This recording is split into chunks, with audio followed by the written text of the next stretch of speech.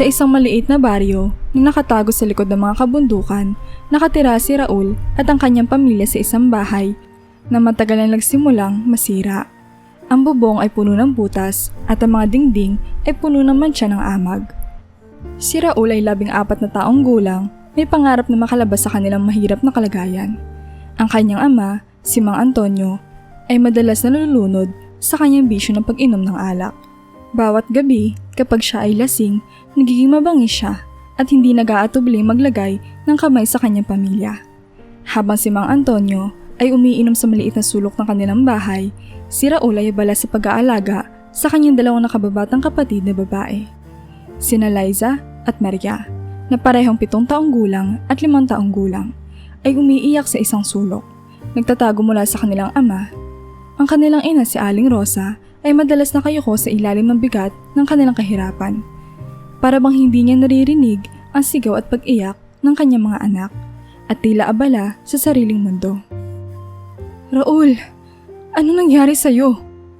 Tanong ni Aling Rosa sa biglang naglalapit na malamig na baso ng tubig sa mesa.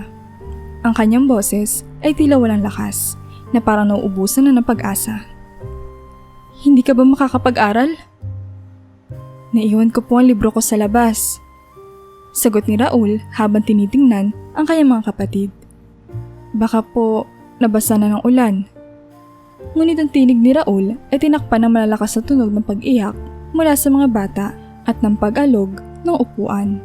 Sa gitna ng gulo, si Mang Antonio ay bumangon mula sa kanyang pagkakaupo, humakbang patungo sa kanyang asawa na may galit sa kanyang mga mata. "Tama na, Antonio! Tama na!"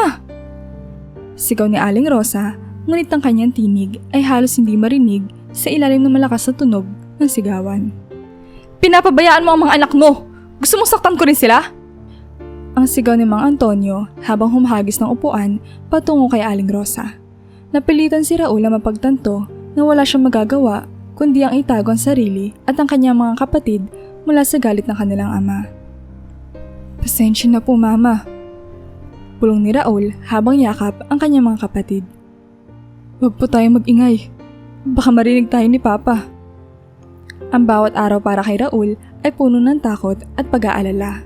Ngunit ang kanyang pagmamahal sa kanyang mga kapatid ay nagbibigay sa kanya ng lakas upang magsikap na mapabuti ang kanilang kalagayan. Ang kanilang buhay ay tila walang katapusang siklo ng kahirapan. Ngunit hindi pa rin nawawala ang pag-asa ni Raul na balang araw ay magiging maganda rin ang kanilang buhay. Sa bawat araw ng kanilang buhay, si Raul ay ang tila nagiging magulang sa kanyang mga kapatid. Madalas siyang gumigising ng maaga kahit na ang mga oras ng kanyang pagpapaaral ay nagiging limitado dahil sa kakulangan ng oras.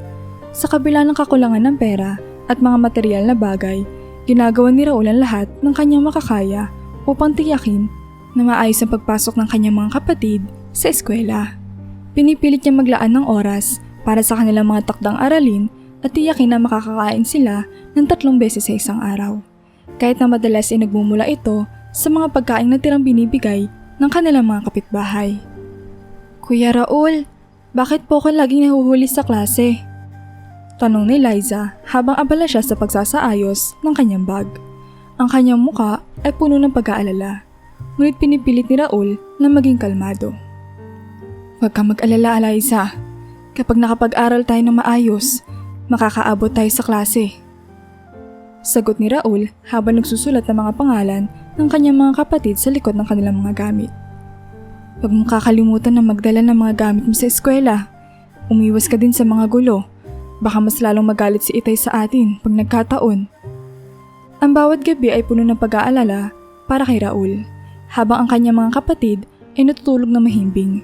Siya ay nagpapakababa sa mga tunog ng pag-aaway sa kanilang tahanan. Ang kanyang ina si Aling Rosa ay tila hindi na nagtatanong pa sa estado ng kanilang mga anak. Ang tanging pag-aalala niya ay kung paano maiiwasan ang galit ni Mang Antonio. "Rosa, hindi mo ba nakikita ang kalagayan ng mga anak mo? Hindi mo malang tinutulungan ang mga bata sa eskwelahan?" Ang sigaw ni Mang Antonio mula sa kanyang silid. "Huwag kang magalit, Antonio. Sisikapin ko maayos ito." Tugon ni Aling Rosa na tila nagtatago sa takot sa bawat galit na tingin ng kanyang asawa. Minsan si Raul ay nagiging saksi sa mga tanong at pangungutya ni Mang Antonio na nagiging sanhi ng kanyang galit. Kapag ang kanilang ama ay umiinom at nagiging mabangis, si Raul ang nagtatanggol sa kanyang mga kapatid, kahit na siya ay madalas na naiwan na nag-iisa sa pagharap sa galit ng kanilang ama. Rosa, bakit hindi mo mapigilan ang mga bata? Tingnan mo yung kakulitan nila. Ang mga bata, ayan oh, lagi na lang naglalaro at naglilikot. Ang sigaw ni Mang Antonio habang binabato ng upuan ang dingding. Pasensya na po, Papa, sabi ni Raul habang yakap ang kanyang mga kapatid. Pinipilit ang kanilang takot. Magtutulungan tayo. Huwag na po tayo mag-away. Ang ganitong kalagayan ay nagpapalakas kay Raul upang magsikap at gawin ang lahat ng kanyang makakaya upang mapanatili ang seguridad ng kanyang pamilya. Sa kabila ng lahat ng pagsubok, ang kanyang pagmamahal at dedikasyon sa kanyang mga kapatid ang nagbibigay sa kanya ng lakas upang magpatuloy. Habang si Raul ay unti-unting lumalaki, ang kanyang determinasyon na protektahan ng kanyang mga kapatid mula sa kanilang ama ay lumalakas. Ang araw-araw na pag-aaway sa kanilang bahay ay naging bahagi na ng kanilang buhay. Bawat gabi, habang si Mang Antonio ay nagiinom, si Raul ay nagiging mas mapaghigpit sa pagprotekta sa kanyang mga kapatid mula sa galit ng kanilang ama. Isang gabi, habang si Mang Antonio ay umuugos sa ilalim ng epekto ng alak, nagsimula na namang magalit at maambuso. Si Raul ang nagmamasid mula sa isang sulok ay hindi na nakatiis at muling lumapit sa kanyang ama. Papa, please, tigilan mo ng kakabugbog. Sabi ni Raul, ang kanyang boses ay naglalaman ng galit at takot. Hindi mo na sila pwedeng saktan pa. Ano pa kailan mo? Mga bata lang sila. At saka, ano ko naman kayo? Sagot ni Mang Antonio habang binabato ng isang lumang baso ang pader. Ikaw ang nagiging dahilan ng lahat ng ito. Ngunit sa bawat sigaw ni Mang Antonio, si Raul ay patuloy na lumalaban. Kahit na alam niya ang bawat laban ay nagiging dahilan ng higit pang pahirap sa kanyang buhay. Ang kanyang ina, si Aling Rosa, ay tumatanggap ng kanyang kapalaran na tila walang magawa kundi ang magmasid sa mga pangyayari. Hoy Rosa! Hindi mo makita magulo ang buhay ng pamilya natin dahil sa anak mong yan? Tanong ni Mang Antonio habang tinuturo si Raul. Antonio, please. Mag-usap tayo ng maayos. Pakiusap ni Aling Rosa habang tinatangkang hawakan ang braso ng kanyang asawa upang itigil ang kanyang galit. Ngunit si Mang Antonio ay nagpapatuloy sa kanyang galit, hindi na nagbigay pansin sa pakiusap ng kanyang asawa. Sa bawat pag-aaway, ang mga bata ay nagtatago sa isang sulok. Ang kanilang mga mata ay puno ng takot at pag-iyak. Si Liza at Maria ay umiiyak, sabik na humahawak sa mga kamay ni Raul habang naglalaban siya para sa kanilang seguridad. Kuya Raul, huwag mo kaming iwan! Sigaw ni Liza habang yakap ang kanyang kapatid. Sana po wala na pong away! Liza, Maria, huwag kayong mag-alala, hindi ko kayo iiwan. Sagot ni Raul habang ang kanyang mga kapatid ay nakahawak sa kanyang braso. Ang kanyang boses ay naglalaman ng pag-asa kahit na ang kanyang puso ay puno ng lungkot.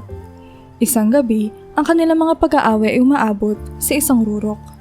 Si Mang Antonio ay galit na galit sa pagkakagulo sa kanilang tahanan at sa halip na huminto, si Raul ang pinagbubuntungan niya ng kanyang galit. Hinawakan niya ang mga gamit ni Raul, binubuksan ng pinto ng bahay at inihagis ang mga gamit sa labas. Lumayas ka na! Ay na kitang makita sa bahay na to! Sigaw ni Mang Antonio habang itinatapon ang mga gamit ng binata sa kalsada. Ang mga damit at iba pang gamit nito ay nagkalat sa lupa. Papa, please! Huwag niyo po siyang palayasin! Sigaw ni Liza habang nagtatago sa likod ni Aling Rosa. Saan siya pupunta? Ngunit si Aling Rosa na walang magawa kundi ang magmasid ay hindi na kaya magbigay ng tulong. Ang kanyang mga mata ay puno ng mga luha habang hinahawakan niya ang kanyang mga anak upang hindi madamay sa kaguluhan. Rosa, kung ayaw mo magalit ako sa'yo, huwag ka nang pumagitna. Sabi ni Mang Antonio habang tinuturo ang kanyang asawa papunta sa likod ng pinto. Antonio, ano bang nangyayari sa atin? Tanong ni Aling Rosa, ang kanyang tinig ay nanginginig sa takot. Habang patuloy na tinatanggal ni Antonio ang gamit ng kanyang anak sa bahay, At patuloy itong itinatapon sa kalsada, tinakot siya ni Mang Antonio. Gusto mo bang palayasin ko rin ang mga kapatid mo? Gusto mo bang makita mo silang maghirap sa lansangan? Ang mga salitang iyon ay isang malupit na dagok kay Raul. Alam niyang hindi kayang mabuhay ng kanyang mga kapatid sa lansangan, kaya't hindi siya nakatakas sa sitwasyon. Iyak nang iyak ang kanyang mga kapatid habang siya ay unti-unting umaalis mula sa kanilang tahanan. Nakakahiya po na ako magiging dahilan ng pagdurusa ninyo. Sabi ni Raul, ang kanyang tinig ay punong-puno ng kalungkutan. Aalis na lang ako para hindi na kayo magdusa. Habang si Raul ay umalis sa kanilang tahanan, ang kanyang puso ay puno ng pag-asa na balang araw ay magkakaroon ng mas magandang kinabukasan para sa kanyang mga kapatid. Ang mga luhang umuulan sa kanyang mga mata ay nagmumula sa labis sa pag-aalala at pagmamahal sa kanyang pamilya. Ang mga araw na lumipas ay naging sunod-sunod na pagsubok para kay Raul. Ang pagtanggap niya ng tulong mula sa kanyang mga kaibigan ay pansamantala lamang. Ang tunay na alalahanin niya ay ang kalagayan ng kanyang mga kapatid. Araw-araw, naglalaan siya ng oras para sunduin ang mga ito mula sa eskwelahan. At sa bawat pagdalaw niya sa kanilang bahay, binabaybay niya ang daan na puno ng takot at pag-aalala. Isang araw, habang sinusuong niya ang kalsada patungo sa eskwelahan ng kanyang mga kapatid, napansin niya ang mga pasa sa kanilang mga katawan. Si Liza at Maria, na halos hindi makatingin kay Raul, ay may mga sugat sa kanilang mga braso at binti. Ang kanilang mga mata ay puno ng takot. Ano nangyari sa inyo? Tanong ni Raul, ang kanyang tinig ay naglalaman ng pighati at galit. Bakit may mga pasa kayo? Naku Kuya Raul, pinaghahampas kami ni Papa kagabi. Sagot ni Liza, ang kanyang boses ay nanginginig. Hindi po kami makatakas at makaiwas. Si Mama naman ay walang magawa. Ang galit na umusok sa kanyang mga mata ay hindi na niya napigilan. Tara, sabay tayong umuwi. Sabi niya, ang kanyang tinig ay matigas at puno ng determinasyon. Kakausapin ko ulit si Papa para magbago na siya. Pagdating nila sa bahay, agad niya nakita si Mang Antonio na tila hindi nag-iintindi sa sitwasyon. Nang makita siya, agad tinanong ni Mang Antonio. Anong ginagawa mo dito? Akala ko ba't umalis ka na? Ano ang nangyari sa mga kapatid ko? Bakit sila may mga pasa? Sigaw ni Raul, ang kanyang mga kamay ay nanginginig sa galit. Wala ka nang pakialam sa amin. Sagot ni Mang Antonio habang naglalakas loob sa ilalim ng kanyang galit. Wag ka nang bumalik dito. Nagmamadali si Raul papalapit sa kanyang ama. Ang mga salitang lumabas sa bibig niya ay puno ng kapighatian at galit.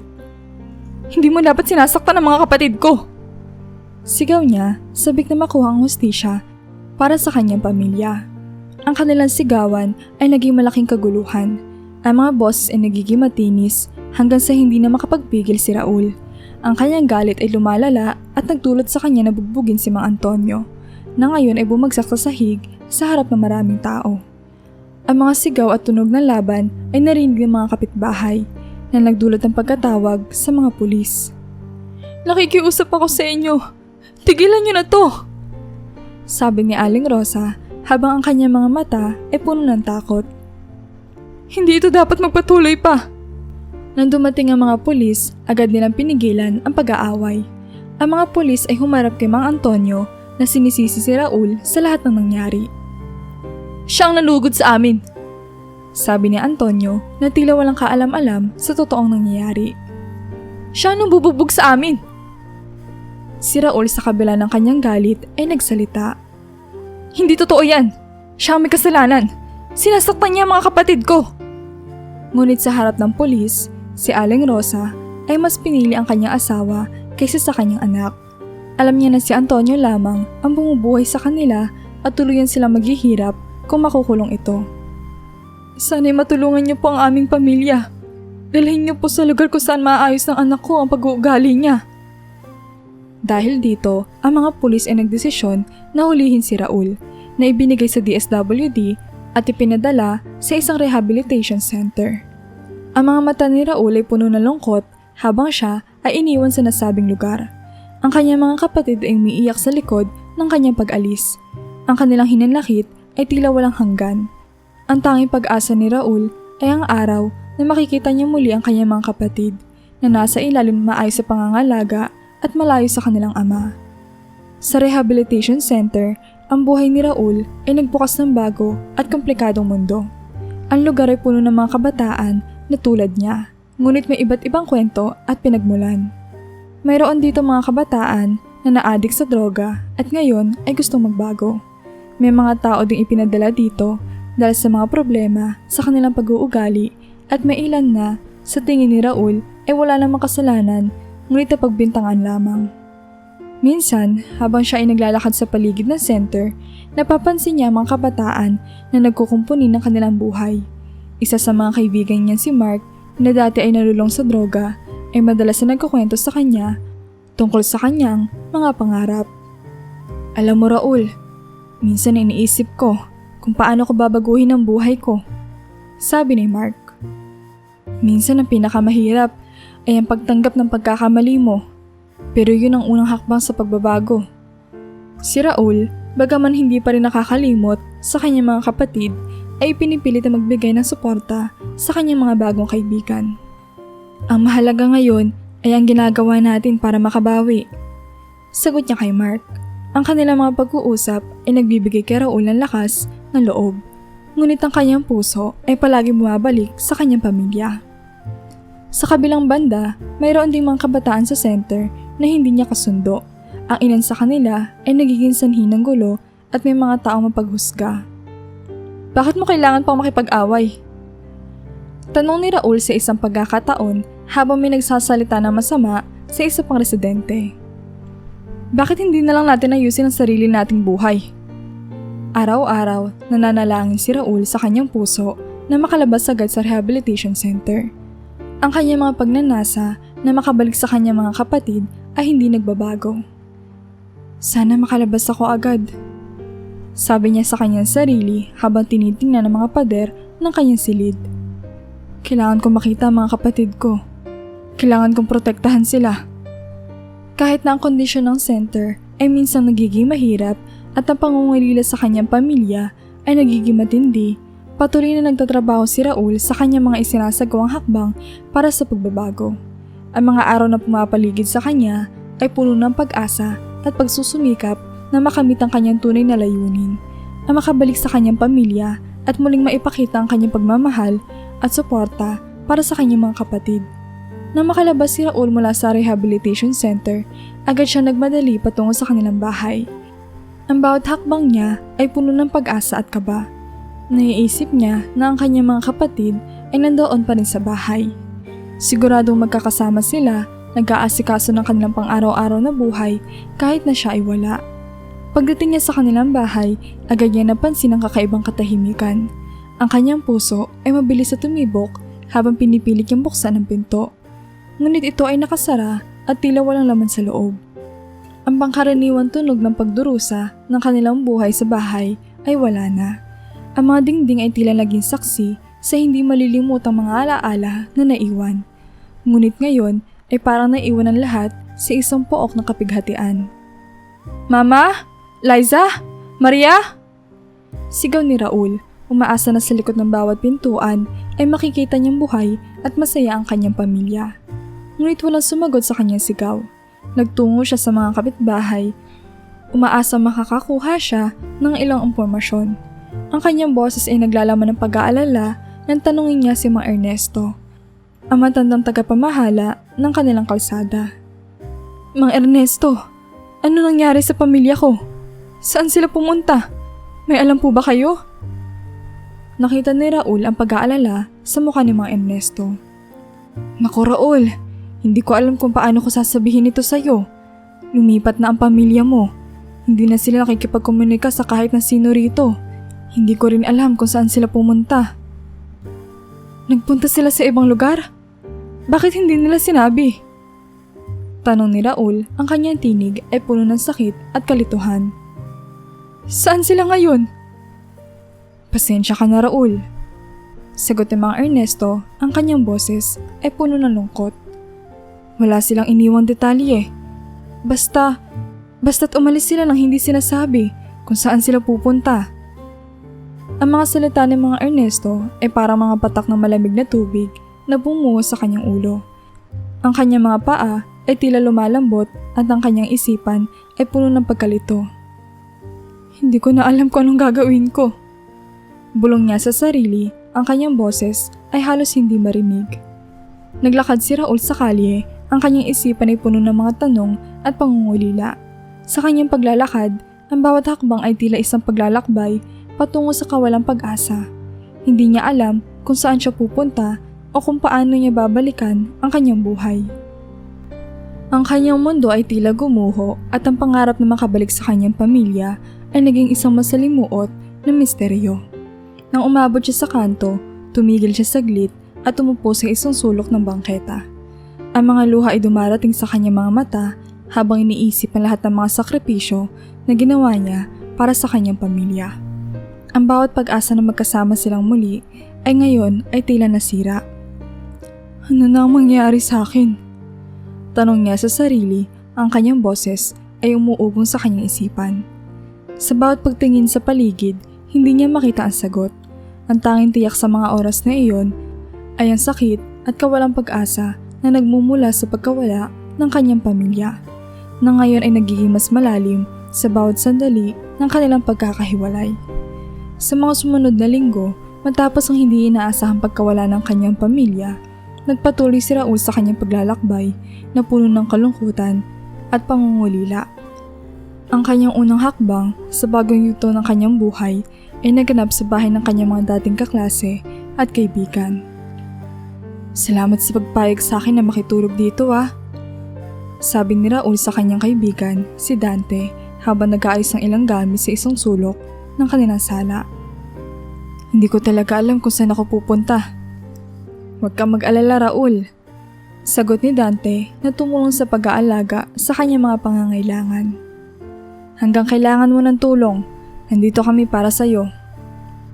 Ngunit kahit na ang suporta ng kanyang mga kaibigan ay tumutulong, hindi pa rin mawala ang pakiramdam ni Raul na hindi siya komportable. Ang pag-alis mula sa sariling bahay, ang pagkawala ng pamilya at ang pang-araw-araw na pakikisalamuha sa kanyang mga kaibigan ay nagpaparamdam sa kanya ng kahihiyan. Pasensya na, pero parang di ko na kayang manatili dito ng matagal. Sabi niya isang araw habang nag-aayos siya ng kanyang mga gamit. Gusto ko sanang pumunta sa isang lugar kung saan hindi ko na kailangan pang mag-abala sa inyo. Kung sa tingin mo ay makakabuti yun sa'yo, wala kaming magagawa kundi suportahan ka. Sagot ni Dante na tinanggap ang kanyang desisyon. Sana lang makahanap ka ng magandang lugar para makapagpahinga. Pagkalipas ng ilang araw, umalis si Raul mula sa bahay ni Dante at naghanap ng ibang matutuluyan. Sa kabila ng kanyang pagsusumikap, hindi siya nagtagumpay sa paghahanap ng bagong tirahan. Sa paglipas ng mga araw, ang kanyang mga pagkakataon na makahanap ng ligtas na lugar para matulugan ay unting-unting naubos. Isang gabi, habang naglalakad siya sa kalsada, napagdesisyonan niyang maghanap ng isang lugar na matutuluyan sa lansangan.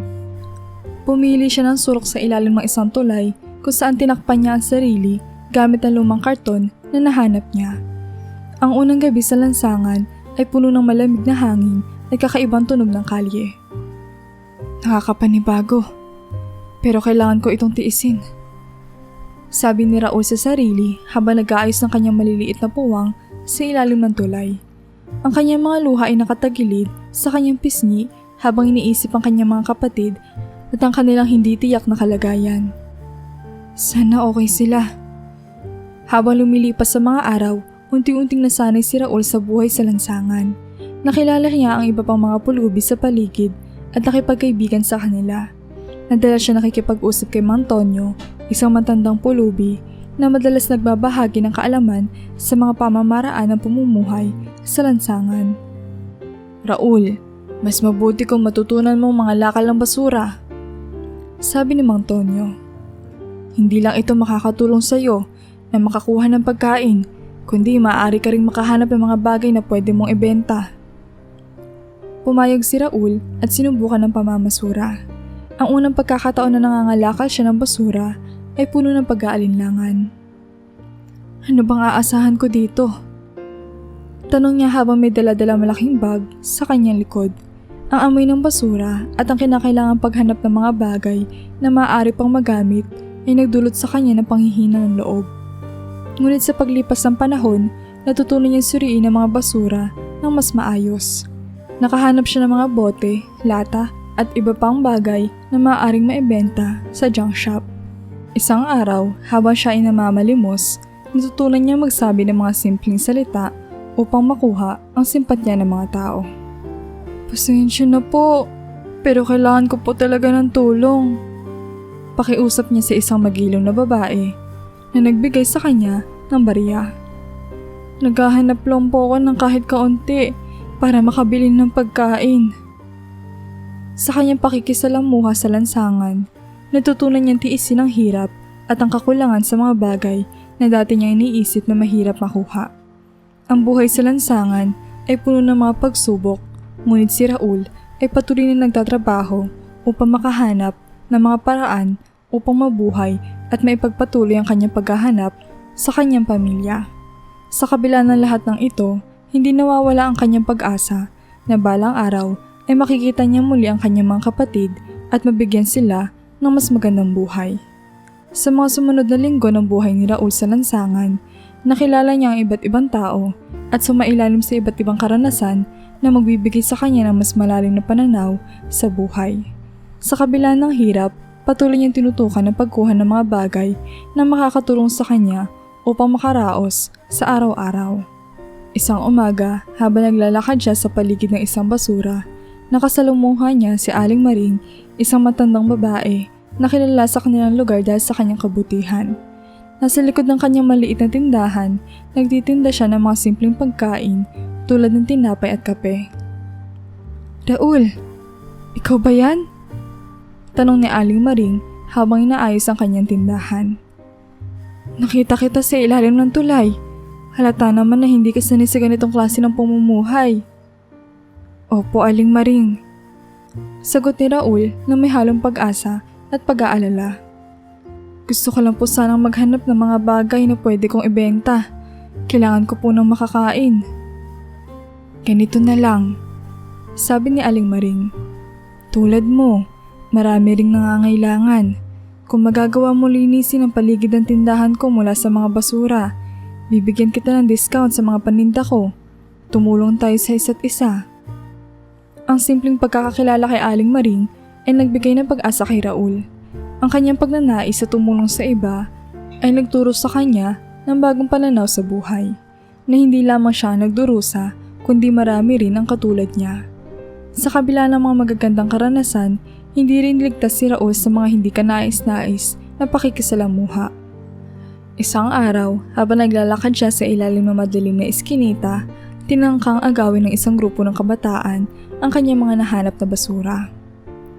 Hoy! Ibigay mo na yan!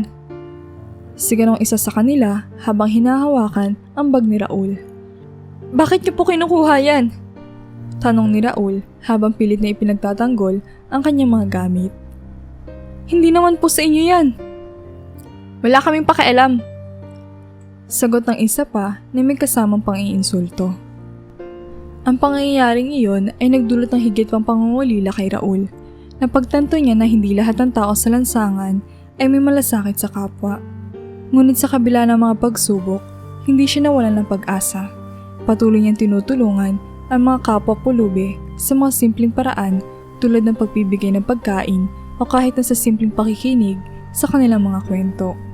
Isa sa mga pinakamagandang karanasan ni Raul ay ang pagkakilala niya kay Mang Isko, isang dating sundalo na napilitang manirahan sa kalsada. Madalas silang nagkakausap tungkol sa mga pangarap at kanilang nakaraan. Hindi madali ang buhay na ito, Raul, sabi ni Mang Isko habang sabay silang umiinom ng kape sa umaga. Pero tandaan mo, kahit anong mangyari, huwag mong kalimutan ang pinagmulan mo at ang mga pangarap mo. Salamat po, Mang Isko, sagot ni Raul. Hanggang ngayon po, umaasa ako makakahanap ako ng paraan para makabalik sa aking pamilya. Ang mga makulay na karanasan at mga taong kanyang nakilala sa lansangan ay nagbigay sa kanya ng lakas at determinasyon na magpatuloy sa buhay. Bagamat puno ng pagsubok, ang kanyang mga karanasan ay nagbukas sa kanya ng mata sa realidad ng mundo at sa tunay na halaga ng pagkakaroon ng malasakit sa isa't isa. Isang malamig na gabi sa lansangan, habang si Raul ay abala sa paghahanap ng makakain sa isang basurhan sa kalsada. Narinig niya ang isang malakas na sigaw mula sa isang malapit na iskinita. Ang tunog ay puno ng takot at pangungulila sa tulong. Agad na naglakad si Raul patungo sa pinagmumulan ng sigaw. Nag-aalala sa posibleng panganib na maaaring maganap. Pagdating niya sa iskinita, nakita niya ang isang dalaga na nakaupo sa sahig habang ang isang grupo ng mga binata ay pinalilibutan siya. Ang mga binata ay mukhang nagwawala, sinisigawan ng dalaga at tinatakot siya. "Hoy! Anong ginagawa ninyo?" Sigaw ni Raul na may halong galit at takot habang sinusubukan niyang lumapit sa mga binata. "Anong pakialam mo?" Sabi ng isa sa mga binata, sabik na sabik habang hinawakan ang dalaga. "Wala kang karapatang makialam dito." Hindi nag-atubili si Raul at tinangkang iwasan ng mga binata. Nagpakawala siya ng malakas na sigaw. "Tumigil kayo! Iwanan niyo siya!" Ang isa sa mga binata ay nagalit at nagbantang lumapit kay Raul. "Ang kapal mo! Kung gusto mo ng gulo, meron ka makukuha." Nagsimulang mag-alsa ang grupo na nagbigay daan sa isang marahas na pag-aaway. Nagpunta si Raul sa harapan ng dalaga at ginamit ang kanyang katawan para hadlangan ang mga binata. "Tumakas ka na! Huwag ka mag-alala! Humingi ka na lang ng tulong!" Sabi niya sa dalaga habang tinutulungan siyang tumakas. Ang dalaga na kung kanina ay wala ng lakas para manlaban pa ay agad na tumakbo palayo sa panganib. Ang mga binata ay sumigaw ng galit habang siya ay tumatakas. "Papatayin ka namin!" Sigaw ng isa sa kanila habang binabato si Raul ng mga suntok at sipa. Ang mga binata ay sabik na maghiganti sa pagkakagulo na dulot ng pag-abala ni Raul sa kanilang plano. Ngunit ang inaasahan ni Raul na makakakuha siya ng tulong mula sa dalaga ay hindi nangyari. Ang pag-asa niyang darating ang mga pulis para tumulong sa kanya ay naglaho habang ang mga binata ay patuloy na nagbibigay sa kanya ng mga suntok at sipa. "Maghintay lang kayo!" Sumigaw si Raul habang sinusubukang itulak ang isa sa mga binata. "Darating din ang mga pulis!" Ngunit ang pag-asang iyon ay pumanaw na lumipas ng halos kalahating oras nang walang awang pambubugbog. Sa wakas, nagpa siya ang grupo na magsawa na at iniwan si Raul sa lupa, sugatan at bugbog sarado. "Mamatay ka na lang dyan!" Sigaw ng isa sa kanila bago sila umalis, na nag-iwan kay Raul na halos hindi makagalaw sa sahig. Tumilaok ang mga tunog ng mga papalayong binata habang si Raul ay nagmumukhang tila walang buhay sa kalye. Nang humupa ang sakit at pagod mula sa katawan, pinilit niyang umupo. Nakatingin siya sa paligid, tila nalulumbay at nanghihina. Ang malamig na hangin ay tila nakakalungkot sa kanya habang siya ay lumuhod sa sahig. Nag-iisip kung nasaan ang dalagang kanyang tinulungan. Bakit wala pang tulong? Bulong niya sa sarili habang siya ay humihingal at tinangka ang pagpipilit na makaligtas mula sa kanyang kalagayan. Hindi matanggal ang sakit mula sa kanyang mga sugat, ngunit ang pangarap na makabalik sa kanyang mga kapatid ang nagsilbing nagbibigay sa kanya ng lakas na umangat. Ilang oras pa ang lumipas bago dumating ang ilang mga pulubi na nagpa siyang maghanap sa kanya. Isa sa kanila, si Mang Pedro, ay naglabas ng ilang gamot at bandage mula sa kanyang bag matapos makita ang kalagayan ng binata. "Ayos ka lang ba, iho? Hindi kami makapaniwala sa kalagayan mong ito," sabi ni Mang Pedro na nagmamalasakit habang iniinspeksyon ang mga sugat ni Raul. "Salamat po," sagot ni Raul na halos walang lakas habang inaasikaso ng mga pulubi ang kanyang mga sugat. "Huwag na po kayo mag-alala. Basta't nakaligtas ako, okay na po ako." Dahil sa pangangalaga ng mga pulubi, unting-unting nakahanap si Raul ng lakas para muling tumayo. Sa kanyang kalagayan, kahit gaano pa man ito kahirap, naiwan sa kanya ang desisyon kung paano magpatuloy sa buhay sa harap ng mga pagsubok na nagbabadya sa kanya. Nagpatuloy ang buhay ni Raul sa lansangan, ngunit mas naging mahirap ito para sa kanya. Ang kanyang itsura ay puno pa rin ng mga sugat na hindi pa tuluyang gumagaling, dahilan upang mas lalong iwasan siya ng mga tao.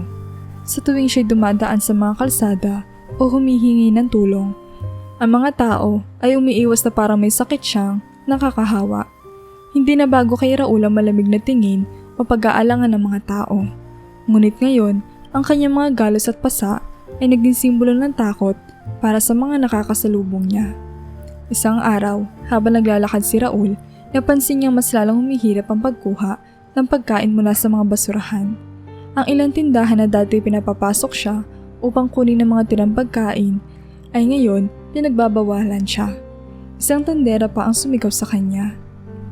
"Umalis ka na dito! Hindi ka na namin pwedeng tulungan!" Nagmagtangka siyang humingi ng pagkain sa mga tao. Madalas ay binabaliwala siya o di kaya tinitingnan siya na may pagkamuhi. Habang paupo siya sa isang sulok, tinitingnan niya ang kanyang mga galos at isang alon ng lungkot ang bumalot sa kanya. Sa bawat haplos niya sa mga sugat, naaalala niya ang mga araw ng kanyang kabataan.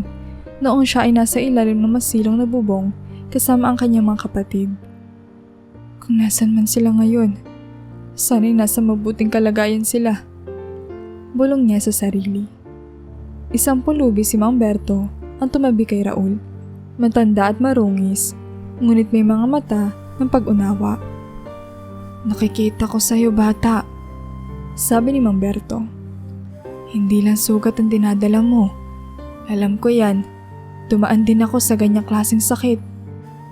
Napatitig si Raul kay Mang Berto. "Bakit ba ganito ang buhay ko, Mang Berto? Parang palaging pahirap ng pahirap." "Hindi ko masasagot yan, bata," sagot ng matanda. "Pero isang bagay ang natutunan ko dito sa kalye. Kahit gaano kalalim ang mga sugat, gumagaling din yan. Ang mas mahalaga ay kung paano ka bumangon." Tumango si Raul, ngunit hindi pa rin nawawala ang bigat sa kanyang dibdib.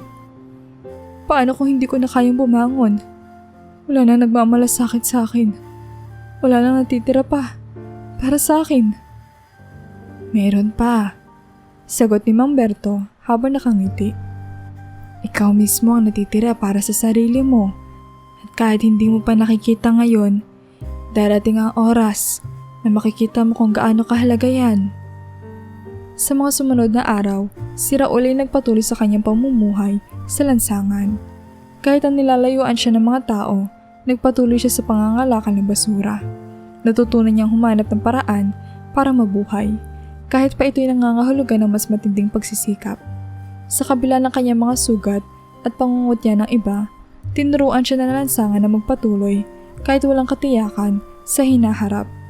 Nagsimula siyang mangalakal sa mas maraming lugar at kahit pa hindi sapat ang kanyang kita, natutunan niya magtipid at maging mas matatag. Bagamat ang bawat araw ay tila isang walang katapusang pagsubok, naroon ang mumunting liwanag ng pag-asa, hindi pa tapos ang kanyang laban. Isang araw, biglang bumuhos ang napakalakas na ulan. Tumindi ito hanggang sa naging isang bagyo na nagdulot ng pagbaha sa buong lugar. Si Raul na dati naninirahan sa ilalim ng tulay ay walang magawa kundi lumikas kasama ang iba pang mga pulubi. Ang tubig ay mabilis na tumaas at sa kabila ng kanilang pagsusumikap na manatili, ang kanilang mga lungga ay nilamon ng baha. "Mang Berto, saan tayo pupunta?" tanong ni Raul habang nagpupumilit silang makalabas sa malakas na agos ng tubig. "Hahanap tayo ng mas mataas na lugar. Bilis, bata! Baka tangayin tayo ng baha." Sagot ni Mang Berto habang lumulusong sa tubig na halos umabot na sa kanyang baywang. Habang tumataas ang tubig, nagkahiwa-hiwalay ang grupo ng mga pulubi.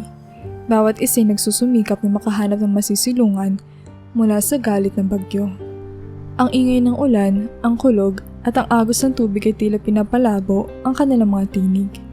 Kaya't wala nang iba pang marinig si Raul kundi ang malakas na kalabog ng ulan sa kanyang balat. Sa kabila ng takot at pagod, pinilit ni Raul na manatili sa gilid ng tulay, umaasang makakabalik agad sa kanyang lungga pagkatapos ng bagyo. Nakahanap siya ng isang bahagi sa ilalim ng isang malaking bato kung saan pansamantalang sumilong. Nanginginig siya sa ginaw, basang-basa ang buong katawan, ngunit hindi siya makatulog. Ang kanyang mga mata ay nakapako sa rumaragas ang baha na unti-unting tinatangay ang lahat ng kanyang mga gamit. "Kaunting tiis na lang," bulong ni Raul sa sarili Ang kanyang mga ngipin ay kumakalabog dahil sa ginaw. Babalik din ako sa lugar ko. Habang pinagmamasdan niya ang pagbaha, ramdam niya ang takot at pangungulila. Ang kanyang isip ay puno ng alalahanin, hindi lamang sa mga gamit na iniwan sa ilalim ng tulay, kundi pati na rin sa kanyang mga kapwa-pulubi na ngayon ay hindi na niya makita. Muling bumalik sa kanyang isipan ang kanyang pamilya. Iniisip kung nasa na sila at kung paano sila ngayon, lalo na sa ganitong masamang panahon. Pilit yung isinisiksik ang sarili sa gilid ng bato upang hindi siya abutin ng agos ng tubig, habang ang mga patak ng ulan ay tuloy-tuloy na bumabagsak mula sa kalangitan. Sa bawat segundo, lumalakas ang kanyang pagnanasa na matapos na ang bagyo. Hindi niya alam kung ano pa ang maaaring mawala sa kanya, ngunit isang bagay ang sigurado. Kailangan niya manatiling matatag kahit gaano pa kahirap ang kanyang sitwasyon. Habang si Raul ay nakaupo sa gilid ng bato, binabasa ng ulan ng kanyang katawan at pinapanood ang rumaragas ng tubig ng ilog, biglang may narinig siyang sigaw na nagmumula sa ilalim ng tulay. Sa kabila ng ingay ng ulan at hangin, hindi niya pwedeng baliwalain ang tunog na iyon. Agad siyang tumayo at nang tanawin niya ang pinagmulan ng sigaw, nakita niya ang isang batang babae, inaanod ng malakas na agos ng tubig. Mabilis na kumilos si Raul, hindi alintana ang panganib. Tumakbo siya pababa ng tulay at hinanap ang paraan para maabot ang bata. "Huwag kang bibitaw! Darating din ako!" Sigaw niya habang sinusuong ang tubig na humahampas sa kanyang katawan. Nang maabot niya ang batang babae, agad niya itong hinila pataas, ngunit ang mataas na agos ng tubig ay sumama sa kanila at dinala sila papunta sa ilalim ng tulay. Ramdam ni Raul ang bigat ng tubig at ang hangin ay tila bumubulong ng panganib sa kanyang mga tenga. Sa bawat paglusong ng tubig, iniisip niya ito na ang katapusan nila. Subalit sa gitna ng pag-agos, nakita ni Raul ang isang maliit na bahagi ng pader sa ilalim ng tulay. Isang pwesto sa gilid ng isang malaking haligi na maaaring pagkapitan. Pinilit niyang dalhin ng bata papunta roon. Sa kabila ng takot at pagod, mahigpit niyang hinawakan ng batang pumipiglas habang pinilit nilang makaupo sa maliit na espasyong iyon. Humihingal si Raul, basang-basa, ngunit ligtas silang dalawa. Habang hinihintay nilang bumaba ang tubig, unti-unting kumalma ang batang babae. "Salamat po," sabi ng bata na nanginginig pa rin sa takot at ginaw. "Walang anuman," sagot ni Raul, hingal na hingal din. "Anong ginagawa mo dito sa gitna ng bagyo? Saan ka ba nanggaling?" Ang batang babae ay tumingin sa kanya. Ang mga mata nito ay puno ng lungkot. "Tumakas ako sa bahay namin. Ayoko na doon. Hindi naman ako pinapansin ng mga magulang ko. Laging wala sila. Wala akong kaibigan. Kaya umalis ako." Naramdaman ni Raul ang pamilyar na sakit sa mga salita ng bata. Naalala niya ang sarili noong bata pa siya. Tila walang nagmamalasakit at wala ring masandalan. "Dapat hindi ka naglalayas. Mas mapanganib dito sa labas kaysa sa iniisip mo." Ikaw kuya, bakit wala ka sa bahay niyo?" Tanong ng batang babae, puno ng kuryosidad sa kabila ng sitwasyon. Huminga ng malalim si Raul, tila hindi handang pag-usapan ang kanyang sariling nakaraan. Ngunit sa mga mata ng batang ito, nakita niya ang isang taong nangangailangan ng kwento, na tulad niya noon. "Pinalayas ako ng mga magulang ko," sagot niya. "Matagal na. Sinubukan kong alagaan ng mga kapatid ko, pero hindi na nila ako kayang tanggapin. Ngayon, dito na ako sa lansangan, nangangalakal para mabuhay." Ang batang babae ay tila nalungkot sa narinig. "Hindi ba mahirap kuya? Paano ka nakakatulog? Paano ka nakakakain?" Nagpatuloy si Raul sa kanyang kwento, ipinaliwanag ang mga araw na ginugol niya sa lansangan. Ang pamamalimos, pangangalakal ng basura at ang pakikipagkaibigan sa mga pulubi tulad ni Mamberto. Ipinapakita niya sa batang babae ang katotohanan ng buhay sa lansangan, kung gaano ito kahirap at kadilim. Nakinig ang bata, tahimik ngunit puno ng tanong. "Gusto ko nang umuwi," biglang sabi ng bata matapos ang ilang oras na pag-uusap. "Ayoko nang maglayas ulit." Ngumiti si Raul kahit pa may halong kirot sa kanyang puso. Tama ang desisyon mo. Maswerte ka na may bahay kang uuwian. Huwag ka nang lalayas ulit. Mahirap dito sa lansangan. Baka hindi ka na makauwi kapag naligaw ka.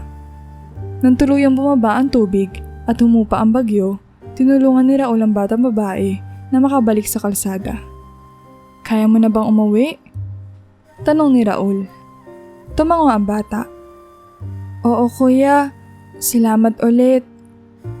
Bago pa ito umalis, tumingin muli ang bata kay Raul. Mag-iingat ka rin po kuya. Sana balang araw, makahanap ka ng masisilungan mo. Ngumiti si Raul at tumango. Sige, ingat ka at alalahanin mo. Maswerte na may bahay ka. Huwag mo sayangin yan. Sa kanyang paglayo, pinanood ni Raul ang batang babae hanggang sa mawala ito sa kanyang paningin.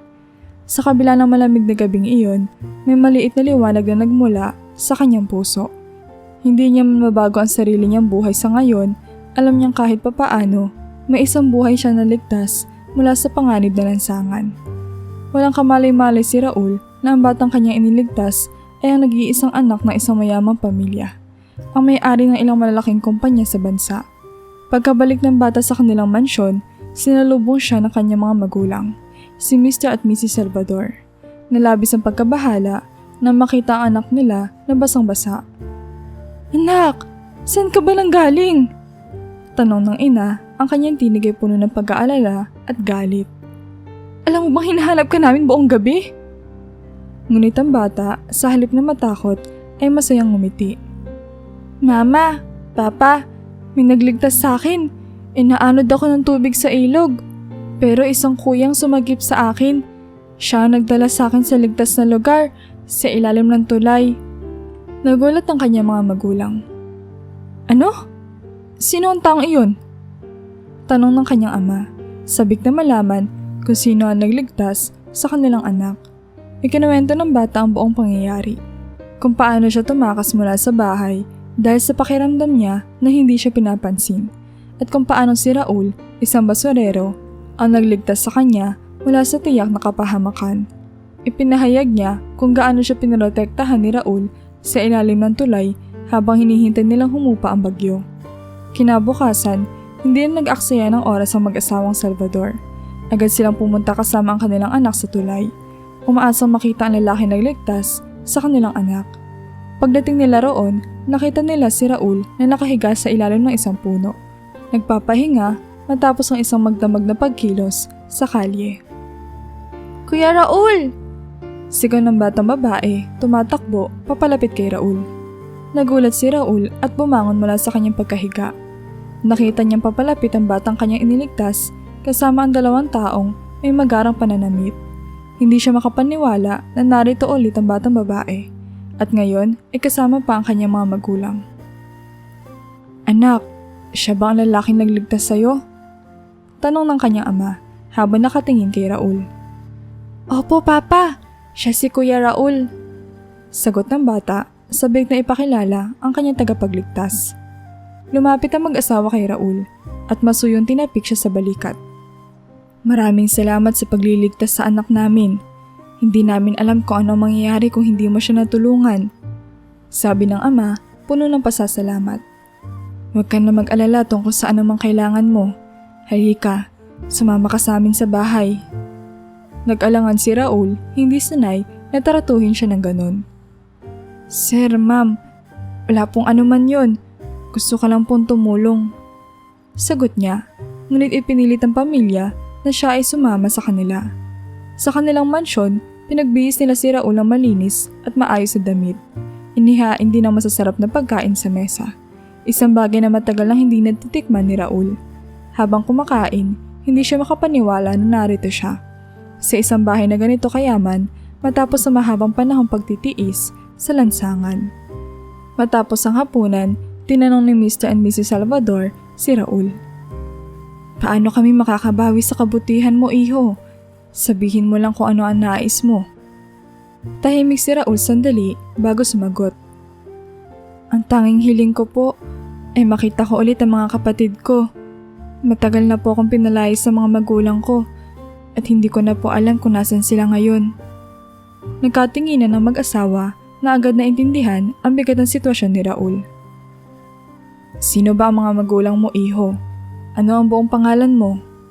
Tanong ng ama ng bata, seryoso sa intensyong tumulong. Raul Alcaraz po ang pangalan ko. Hindi ko po alam kung saan na lumipat ang pamilya ko. Gusto ko lang pong malaman kung maayos sila, lalo na ang mga kapatid ko. Tumango si Mr. Salvador. Huwag ka mag-alala, Raul. Kami na ang bahala. May mga kakilala kami sa gobyerno na pwedeng mag-imbestiga. Magsisimula kami agad na maghanap ng impormasyon tungkol sa kanila. Habang isinasagawa ng pamilya Salvador ang paghahanap, nanatili si Raul sa kanilang tahanan. Sa unang pagkakataon sa matagal na panahon, nakaramdam siya ng konting kapayapaan. Sa likod ng kanyang hirap, isang pintuan ng pag-asa ang unti-unting bumubukas. Pagkalipas ng ilang linggo ng investigasyon, natuntunan ng pamilyang Salvador ang kinaroroonan ng pamilya ni Raul. Sa araw na iyon, sinamahan siya ng mag-asawang Salvador upang muling makita ang kanyang mga kapatid. Nang makarating sila sa lumang tirahan, bumungad kay Raul ang mapait na realidad. Ang kanyang mga kapatid, sina Liza at Maria, ay parehong may mga pasa sa kanilang katawan.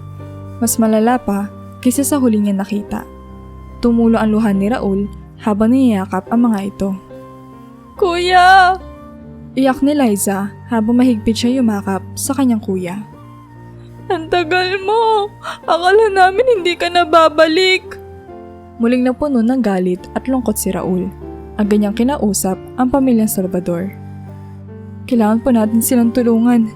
Hindi na ito tama. Hindi na pwedeng magpatuloy pa to. Sabi niya, puno ng determinasyon. Kaagad namang umaksyon ng mag-asawang Salvador. Sa tulong ng kanilang abogado at mga koneksyon, kinasuhan nila ang mga magulang ni Raul. Si Antonio, ang ama ni Raul, ay naharap sa kasong child abuse. Habang ang kanilang ina na si Aling Rosa, na matagal na nagbubulag-bulagan sa mga ginagawa ng kanyang asawa, ay nadamay rin sa kaso bilang kasabwat sa pang-aabuso. Hindi ito naging madali, lalo na't umaasa si Raul na maibalik sa dati ang kanilang pamilya. Ngunit alam niya ito ang tamang gawin upang maprotektahan ang kanyang mga kapatid. Sa pag-usad ng kaso, naging malinaw na wala nang mag-aalaga kina Liza at Maria. Kaya't ang pagpasyahan ng mga otoridad na ilagay sila sa pangangalaga ng DSWD. Ngunit bago pa man mangyari ito, muling lumapit si Raul kay Mr. Salvador. Sir, hindi ko kayang makita mapunta sa DSWD ang mga kapatid ko. Gusto ko silang alagaan, pero wala akong kakayahan. Pakiusap ni Raul, puno ng pag-aalala. Napatingin si Mr. Salvador sa kanya, nag-iisip. Raul, alam namin kung gaano mo kamahal ang mga kapatid mo at nais naming makatulong pa sa iyo. Bibigyan ka namin ng trabaho sa isa sa aming mga kumpanya at para hindi mo na kailangan mag-alala kung saan kayo titira, ipagkakaloob namin sa iyo ang isang maliit na apartment. Hindi makapaniwala si Raul. Sir, ma'am, sobra-sobra na po to. Hindi ko po alam kung paano ko magpapasalamat sa inyo. Ngumiti si Mrs. Salvador. Ang ginawa mo para sa anak namin ay higit pa sa inaasahan. Kung hindi dahil sa iyo, baka wala na siya ngayon. Ito ang paraan namin ng pagbabalik ng kabutihan mo. Sa tulong ng pamilyang Salvador, nagsimulang magtrabaho si Raul sa isa sa kanilang mga factory. Pinagkalooban din siya ng apartment na malapit sa pabrika, kung saan maaari siyang manirahan kasama ang kanyang mga kapatid. Nang makalipat na sila, muling bumalik ang konting saya sa mga mukha ni Liza at Maria. Bagamat hindi pa tuluyang gumagaling ang kanilang mga sugat, parehong pisikal at emosyonal, naramdaman ni Raul na ito na ang simula ng isang bagong yugto sa kanilang buhay. Isang gabi, habang magkasama silang kumakain sa maliit nilang hapag, napatingin si Raul sa kanyang mga kapatid at ngumiti. Wala na tayong dapat katakutan. Nasa atin na ang pagkakataon para magsimula muli. Sabi niya, puno ng pag-asa. Isang buhay na walang takot at puno ng pangarap ang naghihintay kay Raul at sa kanyang mga kapatid. Salamat sa pagkakataong ibinigay ng mga taong tumulong sa kanila. Makalipas ang ilang buwan, tuluyan na naging maayos ang buhay nila Raul at ng kanyang mga kapatid. Sa wakas, mayroon na silang tahanan na tunay nilang maituturing na ligtas. Ang kanilang maliit na apartment ay simple, ngunit maayos at tahimik. Walang takot sa loob ng kanilang tahanan, walang sigawan, walang pang-aabuso, tanging kapayapaan at pagmamahal ang naroon. Si Raul ay nagtatrabaho araw-araw sa pabrika at ang kanyang mga kapatid na sina Liza at Maria ay bumalik sa pag-aaral. Hindi man ito marangyang buhay, sapat na upang maramdaman nilang muling nagsisimula sila. Isang gabi, habang sabay-sabay silang kumakain sa hapagkainan, napansin ni Raul ang pagbabago sa mga mukha ng kanyang mga kapatid. Hindi na ito puno ng takot o pangamba, kundi ng kasiyahan at pag-asa. "Kuya, ang saya ko," biglang sabi ni Maria na ngayon ay masiglang sumubo ng kanin. "Dati, palagi ako natatakot na baka magalit si Papa. Pero ngayon, wala na akong iniisip na ganun." Ngumiti si Raul habang tinignan ang mga kapatid. "Oo nga kuya," sabi naman ni Liza. "Parang ibang-iba na ang buhay natin ngayon. Salamat kasi hindi mo kami pinabayaan." Huminga ng malalim si Raul, pinipilit pigilan ang mga luhang nais bumagsak. "Alam nyo, hindi madali yung pinagdaanan natin. Pero ang mahalaga, magkakasama pa rin tayo. Ang buhay na meron tayo ngayon ay hindi perpekto. Pero ito ang pangako ko. Hindi ko kayo pababayaan. Lagi ako nandito para sa inyo." Napatingin sina Liza at Maria sa kanilang kuya, na ang mga mata ay puno ng determinasyon. "Hindi na kayo muling malalagay sa kapahamakan at sisiguraduhin ko na hindi na ninyo gugustuhin umalis o maglayas pa." Dagdag pa ni Raul, "Ito na ang bago nating simula. Dito tayo ligtas. Dito tayo masaya." Biglang kumatok si Mr. Salvador sa pintuan, kasama ang kanyang asawa. Madalas silang dumalaw upang kamustahin ang mga kapatid ni Raul. "Raul, kamusta ang lahat?" tanong ni Mr. Salvador habang papasok sa kanilang tahanan. "Mabuti naman po, sir," sagot ni Raul sabay ngiti. "Salamat po sa lahat ng tulong nyo. Hindi po namin mararating ang ganito kung hindi dahil sa inyo." Ngumiti si Mrs. Salvador at tumingin sa mga bata. "Alam mo Raul, ang mga ginawa mo para sa mga kapatid mo ay higit pa sa inaasahan. Isa kang inspirasyon. Karapat-dapat lang na maranasan ninyo ang kapayapaan ngayon." Habang umiinom sila ng kape kasama ang mag-asawa, hindi maiwasan ni Raul na isipin ang lahat ng pinagdaanan nila.